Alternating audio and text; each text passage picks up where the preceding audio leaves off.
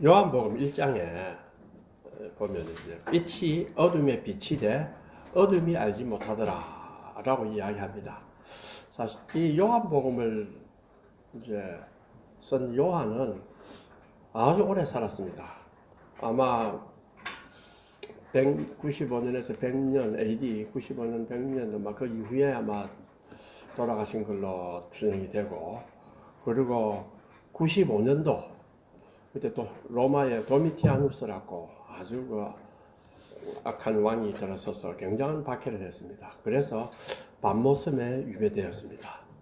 그러다가 도미티아누스가 죽고, 그래서 네르바라는 사람하고 트라이아누스 하니까 이어지는데 다 오현제 중에 이제 한 사람들입니다. 그때 이제 트라이아누스까지 살고 에베소에서 죽습니다. 이 요한은 예수님이 빈 무덤을 보았어요. 예수님이 십자가에 달려 돌아가실 때 요한한테 내 어머니를 부탁한다 이래 하신 것도 자기가 다 보았고, 무덤에 비어있다는 것을 베드로와 같이 가서 보았습니다. 그리고 오순절 때 이제 성령을 받고 사역하다가 요한복음이라는 아주 참 복음서에서 아주 중요한 책을 이렇게 썼습니다. 그런데 이 요한이 빛이 어둠에 비추되 어둠이 알지 못하더라 하는 것은 단순한 사실의 묘사가 아니라 이 세계에 대한 깊은 통찰을 가지고 보았던 것입니다. 아주 큰 의미가 있습니다. 그런데 바울은 이걸 조금 다르게 묘사합니다. 이제는 율법 외에 하나님의 한 의가 나타났다 이렇게 묘사합니다. 사실 우리는 시간, 사물, 인간의 세상이 아주 포괄적이고 불가항력적으로 해체되는 위기에 서 있습니다. 그런데 이때 이 위기는 단순히 이 땅의 재난이나 위기가 아니라 불현듯 뚫고 들어와 종말을 향해 달려가는 이 위기 앞에 우리는 서 있습니다. 철학적으로는 이렇게 이야기합니다. 철학자들은 되게 죄라고 하기 싫으니까 뭐라고 하느냐 하면 결핍, 존재의 결핍이 죄다 뭐 이렇게 합니다. 그 철학적 용어로 표현하면 비존재가 모든 존재를 말아 올리고 있는 상황에 우리가 서 있다. 성경은 한번 봅시다. 인간의 종족과 계층, 신조와 문화, 유대인과 이방인, 부독한 자와 도덕론자, 종교적인 자와 불경건한 자를 막론하고 예외 없이 하나님 앞에서 죄를 지어서 핑계할 수 없다, 입을 열 수가 없다고 이야기를 합니다. 무시무시한 위기 속에 있지만은 우리는 알지 못합니다. 평온합니다. 우리가 주님 앞에 서 있지 않다면 어둠 속에 서 있는 우리의 처지를 우리 역시 알지 못합니다. 빛이 빛이 돼 어둠이 알지 못하다라는 그 뜻은 그 어둠의 깊이가 칠흑 같기 때문에 빛이 와도 잘 보지 못한다는 뜻입니다. 주님의 나타나심으로 우리는 우리가 위기 앞에 서 있다는 것을 알게 되었습니다. 한 신학자는 여기 나오는 이제 율법 외에 하나님의 한 의가 나타날 때는 이제를 이렇게 묘사합니다. 너무나 큰 사건이라 태양이 기브온 위에 머물면서 달은 아얄란 골짜기에 멈췄습니다. 여호수아 10장 12절이죠. 이거는 아주 비시간적이고 비공간적인 장소이며 불가능한 가능성이고 창조되지 않은 빛을 가리킨다는 말이 바로 이제다 이렇게 이야기합니다. 그 속에 생명이 있으니 생명이 곧 빛입니다. 율법이란 하나님의 언약의 백성이 어떻게 살아가야 하는가라고 가르쳐 주신 하나님의 의입니다. 그래서 이 율법에 하나님의 의가 나타났는데 그것으로 된 줄 알았더니 그렇지 않고 율법 외에 하나님의 한 의가 나타났다. 그 나타난 이제는 그냥 우리가 일상적으로 사용하는 이제가 아닙니다. 하나님 나라가 가까이 왔습니다. 바로 위대한 전환이 시작되는 것을 알려주는 이제입니다. 이 상황을 또 다른 신학자는 바로 부정 속에 긍정이 이루어졌고 이 세상 속에서 구원이 이루어져 있고 유죄 판결 속에서 무죄 판결이 이루어지고 시간 속에서 영원히 개입하고 죽음 안에 생명이 싹튼다라는 메시지가 성립되는 시간이다. 내가 새 하늘과 새 땅을 보니 처음 하늘과 처음 땅이 없어졌고 바다도 다시 있지 않더라. 이것이 요한계시록의 또 이야기입니다. 이제 하나님이 말씀하십니다. 그리스도의 계시로서 말씀하십니다. 그래서 그리스도의 계시가 알려주는 그 세계를 우리가 보아야 합니다. 하나님은 과거에는 율법과 선지자로 말씀하셨습니다. 이제는 율법 외에 율법이 없는 곳에서 말씀하십니다. 하나님이 율법 있는 곳에서 말씀하신 이유는 율법이 있기 때문에 그런 것이 아니라 하나님이 말씀하기를 원하시기 때문입니다. 하나님은 자유로우신 분입니다. 모세가 하나님의 이름을 물었을 때에 왜 물었겠습니까? 이름을 이야기해봤자 내가 우리 임박사 이름을 저 미국 가서 이야기해봤자 아무도 모릅니다. 그렇죠? 이름은 권한을 표현해 줍니다. 그래서 권한이 무엇입니까? 어디서 온 존재입니까? 이걸 물은 거예요. 그래서 모세가 이름이 무엇입니까? 물었을 때 하나님이 뭐라고 했습니까? 내가 나의 근거다. 그래서 스스로 존재하는 분이다. 이렇게 말했습니다. 학문하는 사람은 어떤 명제를 주장할 때는 항상 근거를 따집니다. 세상에 대해서 이야기를 하면 왜 그런가 하는 항상 근거를 따져요. 그런데 하나님은 그 자신이 자신의 근거입니다. 인간과 세상을 인정하고 친히 그 세상을 받으시기를 중단하지 않으심으로써 자신 앞에서 자신을 어렵게 하시는 분입니다. 하나님이 진노하시면 하나님의 의입니다. 그것은 하나님의 아니오를 아니오로 들을 수밖에 없는 자들, 곧 믿지 않는 자들에게 나타나는 하나님의 의입니다. 하나님의 진노입니다. 하나님이 믿지 않는 자들에게 진노하시는 동안에도 인간은 자신을 이 세상의 하나님, 곧 거짓 신들에게, 거짓 우상들에게 자신을 맡기고 있습니다. 그들의 삶의 가치 기준을 다 살펴보면 철저히 그것을 거짓 신이라고 할 수 있습니다.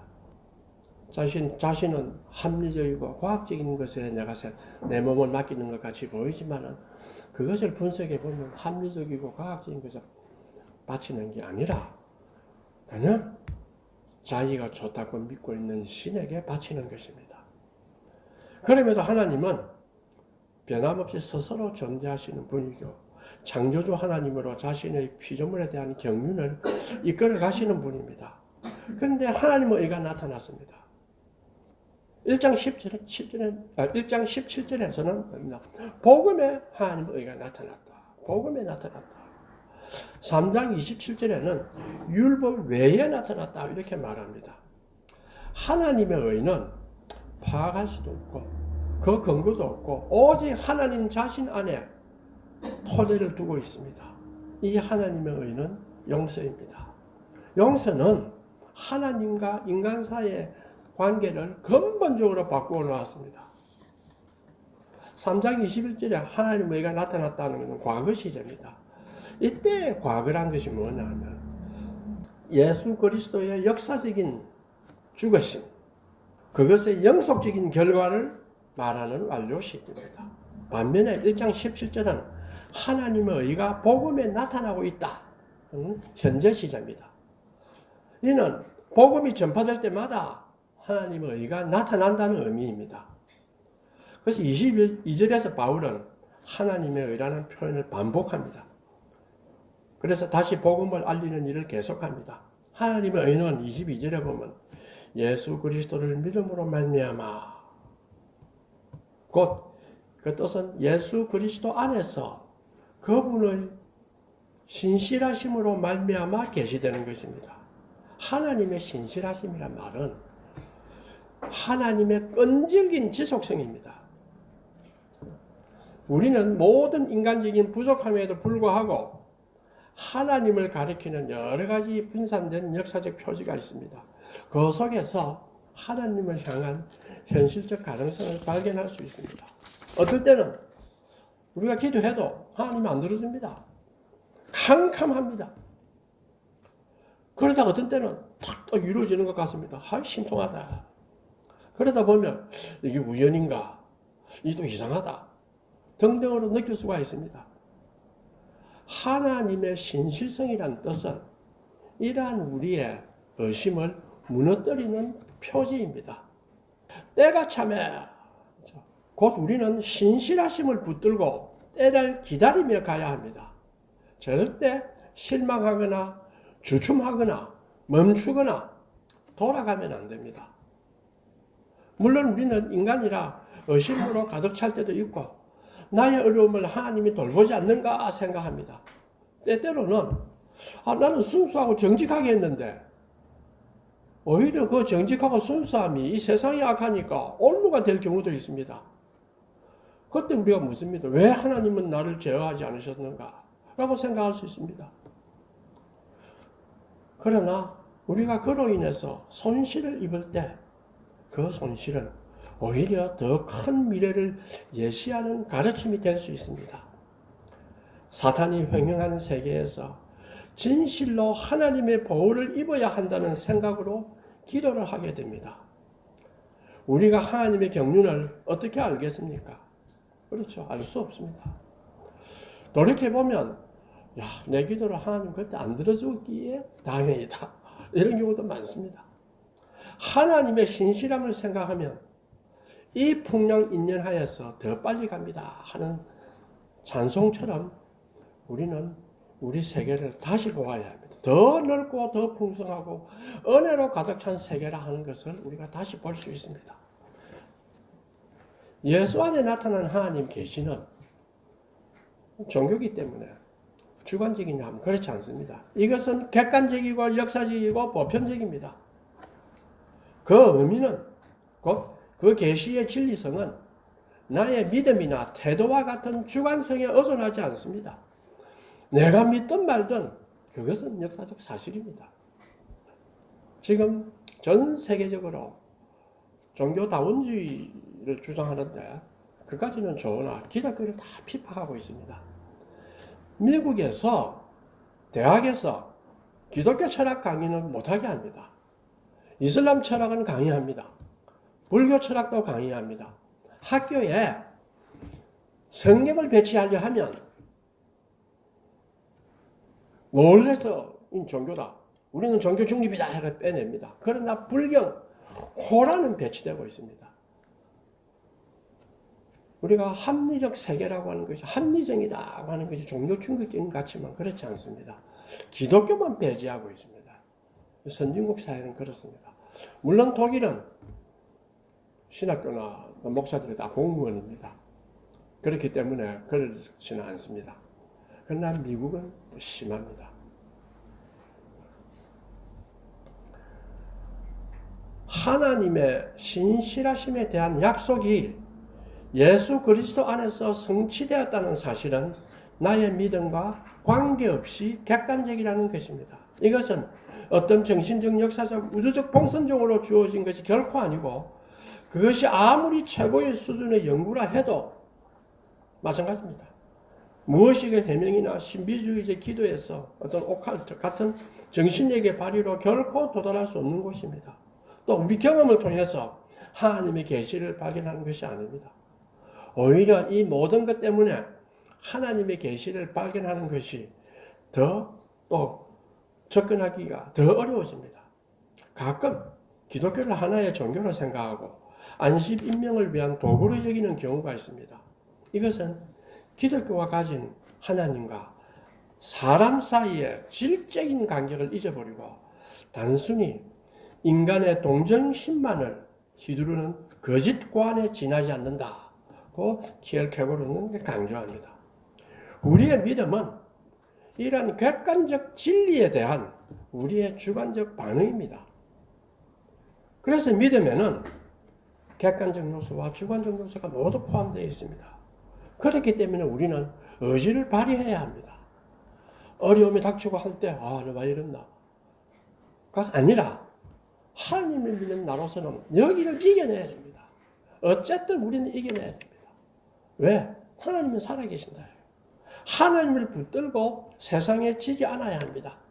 기도가 안 되고 힘도 없고 모든 것이 잘 안 된다고 생각이 든다 하더라도 그거는 나의 마음일 뿐입니다. 하나님을 붙들고 가면 지금은 힘들고 기도도 아무것도 안 되는 것 같지만은 곧 하나님이 개입하십니다. 세상에 지는 것은 절망이고 세상에 자신을 맡기는 것입니다. 그렇게 어리석은 사람이 어디에 있습니까? 왜 우리가 세상에 맡겨야 합니까? 세상은 어둠으로 차 있는데. 아프다고 생각하는 사람은 자칫하면 악에게 또 자기 감정에게 아프다는 감정에게 자신을 맡깁니다. 그것이 객관적인 줄 알고 그렇게 맡기는 것입니다. 그렇지 않습니다. 객관적이고 보편적인 진리는 하나님뿐입니다. 이 하나님의 신실하심 속에 우리 자신을 맡기고 어떻게든 우리는 털고 일어나야 합니다. 하나님의 의가 나타나므로 진리는 이제 처음으로 하나님의 의가 바로 어렵다 함을 받는 것과 동일시 됩니다. 그것이 여기에 하나님의 의가 나타났다라는 뜻입니다. 하나님의 의는 객관적으로 막 있는데 우리가 따라가려고 하는 것이 아니고 하나님의 의가 나타나서 뜻은 이제 내가 어렵게 해준다. 믿는 자에게 어렵게 해준다 하는 그것이 하나님의 의가 나타나는 것입니다. 자, 하나님의 의가 나 같은 죄인에게 나타나는데 무슨 소용이 있겠습니까? 나는 죄인인데 무섭죠. 그렇죠. 하나님이 없다고 생각했을 때는 자신은 별 문제가 없습니다. 나는 비교적 깨끗하고 아무 죄도 없다고 생각은 못하지만은 그래도 나는 남에게 해를 끼치지 않고 그래도 의리있고 약속도 지키고 좀 양호한 사람이 아닌가? 제가 얼마 전에 저보다 한 10년 이상 젊은 사람하고 우연히 이야기를 했습니다. 저보다 10년 젊어도 60 넘었어요. 하는 이야기가 젊을 때 내가 이 나이에 도달하리라고는 한 번도 생각하지 않았습니다. 늙는다는 건 다 보고 자기 할아버지 할머니 다 봤지 않습니까? 자기 부모님 다 봤지 않습니까? 그러나 늙는다는 거는 이론적으로는 나도 있겠지만 하고 생각했지만은 여전히 남의 일인 것처럼 여겼다는 것입니다. 그런데 하나님의 의가 나타나서 우리 자신이 하나님의 의 앞에 선다고 하면 어떻게 생각했습니까? 상상할 수 없습니다. 심판날이라는 것을 어떻게 우리가 생각하겠습니까? 자기 늙는다는 것도 생각을 안 하는데. 인간은 지난번에 이야기했죠. 인공지능과 달리 고도의 추상력을 가집니다. 자신의 존재 자체에 대한 반성을 우리는 할 수가 있습니다. 그렇기 때문에 조금만 자신을 깊이 돌아보면 사람은 하나님의 의가 나타난다고 하니 부끄럽고 또 그 빛으로 내 자신을 보면 얼마나 내가 죄가 많고 얼굴을 어떻게 들고 다니겠나 두렵고 떨릴 것입니다. 가끔 저도 죽을 때 심판받을 때 심은 대로 거둔다 하는 것으로 네 한 일 다 하니 보여준다 이놈아 이런 생각이 들지요. 네? 그런 생각이 듭니다. 가끔 듭니다. 그런데 성경은 하나님의 의가 나타나서 내가 은혜로 값없이 어렵다 하심은 얻은 자가 되었느니라. 이 24절 9번부에 나오죠. 얼마나 놀라운 소식입니까? 자, 그러면 이 어렵다 하심, 지난번 조금 설명했습니다만은 신학적 용어로 칭이라고 합니다. 영어로 justification. 그래서 이건 법정적 용어다. 그 반대말은 뭡니까? 정죄. 그렇죠? 둘 다 재판관이 내리는 판결입니다. 기독교의 관점에서 보면 그것은 재판관이신 하나님이 심판날에 내리실 두 개의 종말론적 판결입니다. 그러므로 지금 죄인을 어렵다 하실 때 그분은 당연히 마지막 날에 속한 것을 현재로 가져오셔서 최종적 심판을 미리 내리시는 것입니다. 이것이 칭의입니다. 그런데 이 칭의는 단순히 죄의 사면만을 의미하는 것은 아닙니다. 지난 시간에 칭의는 어렵다 하는 것의 선포지, 법정적 용어니까 선포지, 어렵게 하는 건 아니다. 이렇게 이야기한 적이 있습니다. 그러면 칭의는 그냥 용서해 주는 거냐? 죄의 사면이냐? 이렇게 생각할 수가 있습니다. 죄의 사면이라는 것은 용서로서 처벌이나 부채를 면제해 주는 것입니다. 그러나 칭의라는 것은 더 적극적입니다. 의로운 지위를 부여하는 것입니다. 어렵다? 어려운 지위를 부여하는 거예요.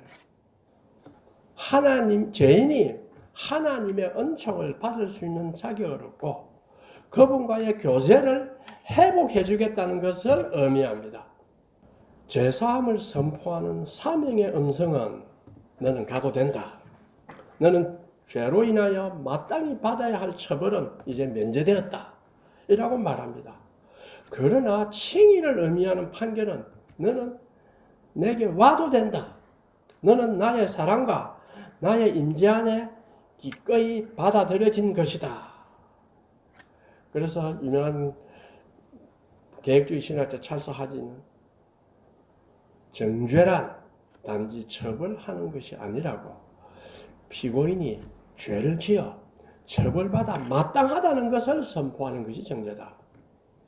칭의는 단순히 죄를 면제하는 것이 아니라 정당한 근거에서 그 처벌이 가해질 수 없다고 선포하는 것입니다. 그러면 사면과 칭의의 차이가 뭡니까? 즉 전자는 형벌의 면제고 후자는 처벌을 부과하는 근거가 더 이상 존재하지 않는다 하는 선포입니다. 칭의는 성화는 아닙니다. 의롭다고 선포하는 것이지 의롭게 만드는 것은 아닙니다. 자, 이때 문제가 뭡니까? 이 선포를 듣고 당사자가 내가 새로워지거나 어려워지지도 않는다면 어떻게 할 것이냐? 심지어 계속 죄를 짓도록 조장할지도 모르지 않는가? 이것이 도덕 폐기론자처럼 바울에게 퍼부어진 비난입니다. 여기에 바울은 이렇게 말했습니다. 세례받은 그리스도인은 죄에 대해 죽었다고 설파하면서 죄에 대해 죽었다. 또한 그리스도 안에서 새로운 생명으로 부활했다. 라고 이제 다 이릅니다. 여기에 또 하나 중요한 것이 있습니다. 칭의와 중생입니다. 칭의와 중생이 뭐가 다르냐? 칭의는 새로운 신분을 얻는 겁니다. 죄인의 신분에서 자유인의 신분을 얻는 거예요. 하나님과 멀어진 신분에서 하나님과 가까워질 수 있는 자격을 얻는 겁니다. 신분의 변화입니다. 그럼 중생은 뭐냐? 뭐겠습니까? 새로운 마음입니다. 알겠죠?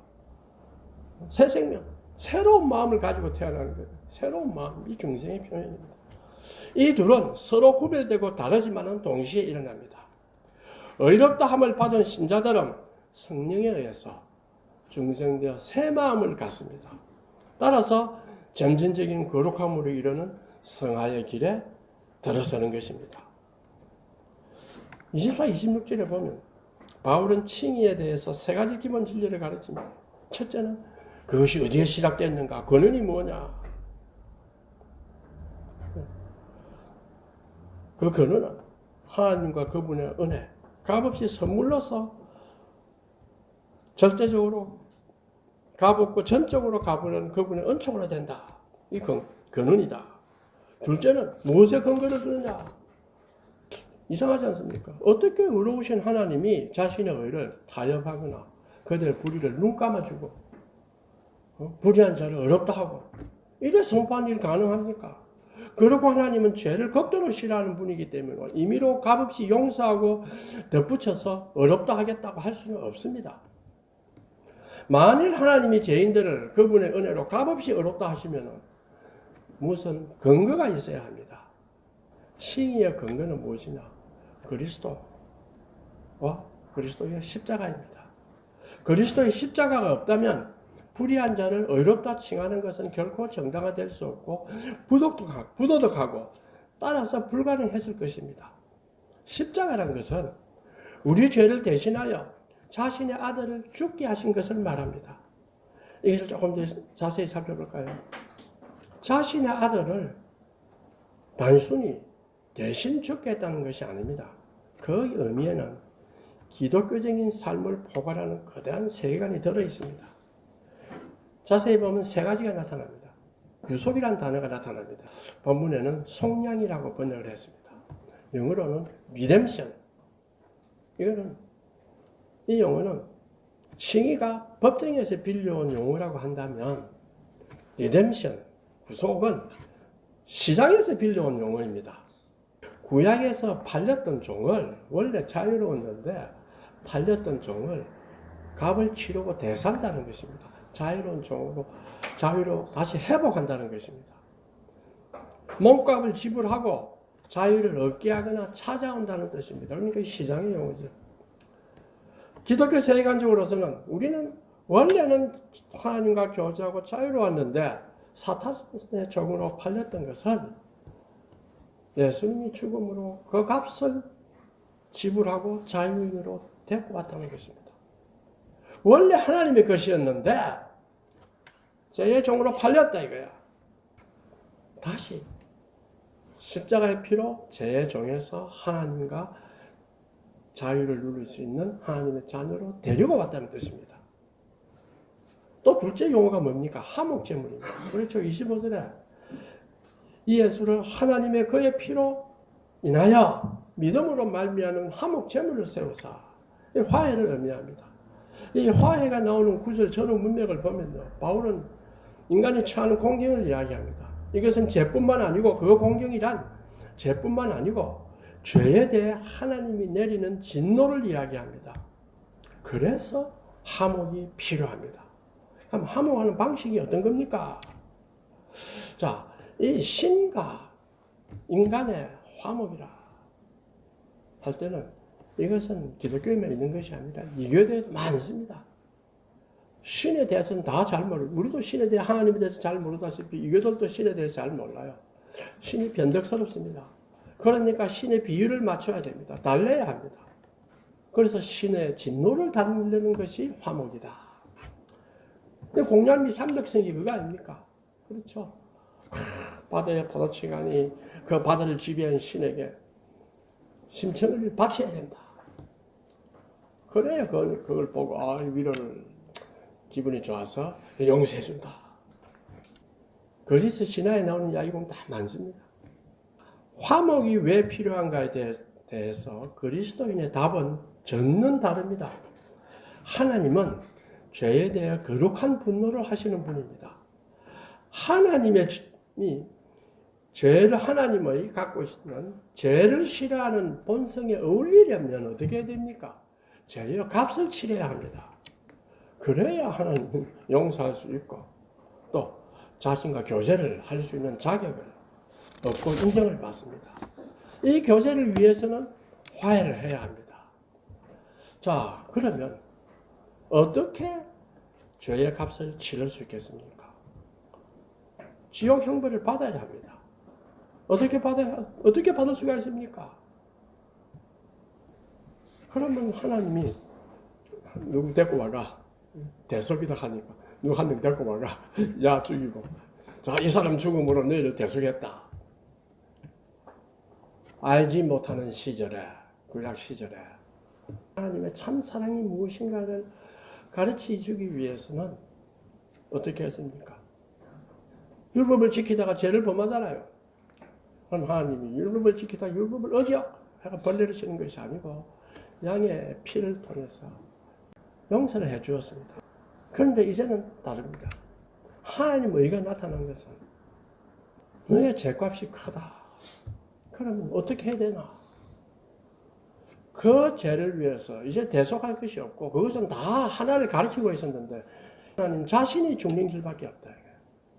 하나님 이제 다 통치를 해야 되는데 죽으면 어쩝니까? 그러면 자신보다 귀한 것을 보낼 수밖에 없습니다. 누굽니까? 자식 아닙니까? 그렇죠. 자식을 보냈다 이래 하는 것이 자신보다 귀하다는 뜻이 내포되어 있습니다. 우리 다 부모 된 사람 알 거 아닙니까? 차라리 내를 감옥서 보내지 내 아들 보내지 마라. 다 그래 하지 않습니까? 그 뜻입니다. 그래서 그 아들이 구속을 위해서 백성에 위해서 희생 제물이 된 것입니다. 곧 이 아들이란 하나님 자신을 말합니다. 그럼 이 자신이 희생이니까 누가 여기에 대해서 가짜부터 하겠습니까? 치사하다. 할 수가 없습니다. 여러분은 죄가 너무나 크기 때문에 이걸 값을 치르려면 나 자신 이성밖에 없다. 그래서 이게 하목입니다. 세 번째 단어는 또 나타냄. 그러니까 속량, 구속, 화목, 나타냈다. 이것이 성경구조라는 세 개의 중요한 단어인데 십자가는 성취입니다. 그러나 이거 십자가는 엄밀하게 나타나지 않았습니다. 역사적으로 계시로 나타났습니다. 그것도 로마인이 했다, 뜻은 우리 로마인이 했다고 이렇게 말하는 뜻은 역사적으로 로마인이지만은 조금만 더 생각해 보면 당시의 역사를 대표하는 것이 로마입니다. 이 역사적 대표자가 아주 공개적으로 재판을 거쳐서 공개적으로 처형을 했습니다. 하나님의 의에 나타나면 공개적으로 나타났습니다. 이것은 하나님의 의가 옳다는 사실을 입증해 줍니다. 왜? 자기의 의로우심을 나타내려 하심이니. 자기의 의로우심을 나타내려 하사 하나님이 자기의 의로움을 나타내기 위해 행동하신 이때를 의도적으로 대비시키는데 우리가 유의해야 합니다. 하나님은 모든 족속으로 자기의 길을 다니게 하셨습니다. 그들의 무지를 눈 감아 주심으로 해서 이전의 세대의 죄를 관가했다고 이야기합니다. 자, 이것은 그분이 불의하시기 때문이 아니라 길이 참으셨기 때문입니다. 그리고 때가 차면 아들의 죽음을 통해서 이러한 죄들을 벌하려는 변찮는 의도를 갖고 있었습니다. 이것이야말로 그분 자신의 실로 자기의 의로우심을 나타내는 것이고 동시에 예수 믿는 자를 의롭다 하시는 유일한 길입니다. 하나님이 여러 가지 죄를 용서하시면 언제 어디서나 있었습니다. 인간에게 베푸리신 기적, 하나님의 한량하신 선하심의 기적, 진노를 올려 참으심, 인내하심의 기적은 언제 어디서나 있었습니다. 그래서 로마서 2장 4절에 뭐라고 합니까? 혹 내가 하나님의 인자하심이 너를 인도하여 회개하게 하심을 알지 못하여 그의 인자하심과 용납하심과 길이 참으심이 풍성함을 멸시하느냐. 아직 내일이 있고 내일은 항상 있습니다. 내일 오늘 안 하면 내일 하지. 제가 은퇴하고 난 뒤에 잠시 기간 동안 느낀 것이 부태야 내가 이제 노는데 내일 할 거 있나? 피곤한데 보시자. 모레 하죠. 모레 할 거 있나? 그 다음날 하죠. 희한하죠. 인간에게는 내일은 항상 있습니다. 그러나 또 어떻게 하려고 하면 내일은 없어요. 급합니다. 항상 있는 것이 아닙니다. 우리에게 내일은 항상 있는 것이 아닙니다. 어떤 일이 닥쳐올 수는 인간은 알 수가 없습니다. 인간은 무지의 베일 속에 있습니다. 그러니까 하나님은 참고 기다리시는데 아니네. 아직까지 내가 하나님 잘 안 생기도 벌을 안 받네. 아직까지 기다려도 괜찮네. 하나님은 항상 우리를 기다립니다. 그래서 이제는 하나님께 돌아가야 합니다. 그런데 빠를수록 좋습니다. 날짜를 한참 뒤에 하나님께 돌아왔어요. 억울하게 보냈던 시간. 저도 요새 그 생각 많이 합니다. 요즘은 옛날 때도 생각이 자꾸 많이 나고 옛날 잘못했던 생각들이 많이 나고 또 돌아갈 수는 없고 남은 거는 어쨌든 내가 관리해서 해서 시간을 개척하는 것이다. 내가 시간을 만들자. 이래 해야 됩니다. 시간을 만들어야 됩니다. 이제는 우리가. 언제 어디서나 인간은 하나님으로 인해 아팠다가 건강해졌습니다. 그러나 이제 우리는 예수 그리스도를 통하여 그것이 과연 그렇다는 것을 볼 수 있는 눈을 얻었습니다. 예수 그리스도를 말미암아 이제는 그 눈을 얻은 거예요. 예수의 십자가가 역사의 중심입니다. 하나님의 의는 예수 안에서 우리에게 입증되고 계시되었습니다. 하나님의 의가 인간과 역사 위에 있는 실제적인 질서와 권능이라는 사실은 오직 예수를 통해서만이 이해할 수 있습니다. 그래서 어떤 신학자는 예수를 믿는다는 것이 뭔가 이렇게 이야기합니다. 자, 예수를 믿는 믿음은 한 번도 들어본 적이 없는 것, 철저하게 사랑 없는 하나님의 사랑을 느끼고 이해하는 것, 언제나 불쾌하고 언짢은 하나님의 뜻을 행하는 것이고, 철저히 비가시성이고 은폐성 가운데 있는 하나님을 하나님이라 부르는 것이다. 이게 바로 뭡니까? 그럼에도 불구하고 내가 예수 믿는다 하니까 모든 게 다 해결되고 내가 하나님 믿는다니까 됐다. 하나님 이제부터 확실하게 믿을 수 있다. 그래야만이 교회 간다. 그래야만이 어떻다. 다 거짓말입니다. 하나님을 믿는다는 것은 그럼에도 불구하고 이것이 하나님을 믿는다는 것입니다. 이런 들어보지 못한 것, 세상에서 발견하지 못한 모험이 바로 성경이 우리에게 가야 할 길이라고 제시하는 것입니다. 오늘날 예수를 믿는다는 것은 쉬운 일이 아닙니다. 그렇죠? 어떤 사람은 예수 믿는다니 뭐 교회만 가면 되는 거지. 전도를 합니다. 예수 믿는 게 쉬워요. 뭐 교회 가면 되는 거고. 언제든지 시간은 남아있다. 예수 믿는다는 것은 자신을 바꾸는 겁니다. 혹은 바꾸기 위해서 발걸음을 내딛는 것입니다. 어떻게 악한 인간이 자기가 스스로 자기 자신을 바꿀 수 있습니까? 한번 생각해 보세요. 내가 내 스스로 자기를 바꿀 수 있겠습니까? 하나님의 명령이다. 예수님이 우리를 사랑하신다. 성령이 우리를 인도하신다. 이걸 생각지 않는 사람이 어떻게 자기를 바꿉니까? 못 바꿉니다. 그 생각을 하도록 길에 들어서야 합니다. 들어서지 못하고 계속 있다. 그걸 사르트르 자유의 길이라는 책에 나옵니다. 공한 자유를 손에 들고 이거 할까 저거 할까 이러지도 못하고 저러지도 못하고 하는 사람이 믿지 않는 사람. 그래서 믿지 못합니다. 그러니까 불안하니까 어떻게 합니까? 어떻게 합니까? 세상에 몰입합니다. 거기에서 자기의 정당성을 확보하려고 해요. 그러나 우리가 이 믿음의 길에 서면 우리는 전혀 다른 방식으로 세계를 바라볼 수 있습니다. 이 세계는 아버지의 세계로 항상 우리에게 손을 벌리고 기다리는 또한 아들의 세계입니다. 낯선 세계가 아닙니다. 낯선 세계가 아니기 때문에 예수님이 가시면서 내가 너희를 버리고 가는 것이 아니다. 하나님 우리가 나타났다. 주님이 나타났다. 우리를 구원해주고 믿음도 주고 했는데 간다 이거야. 제자들은 황당할 거 아닙니까? 그때 예수님 뭐라고 하셨습니까? 성령님은 우리를 인도하신다. 내가 성령님을 보내겠다. 나 대신에 더 나은 보혜사가 온다. 이 성령님은 우리를 인도하십니다. 우리가 귀를 기울이고 경건 훈련을 하면 성령님의 미세한 음성을 들을 수 있습니다. 소소한 일에서 때로는 큰 일에서 성령이 함께 하시는구나 하는 것을 깨달을 수 있습니다.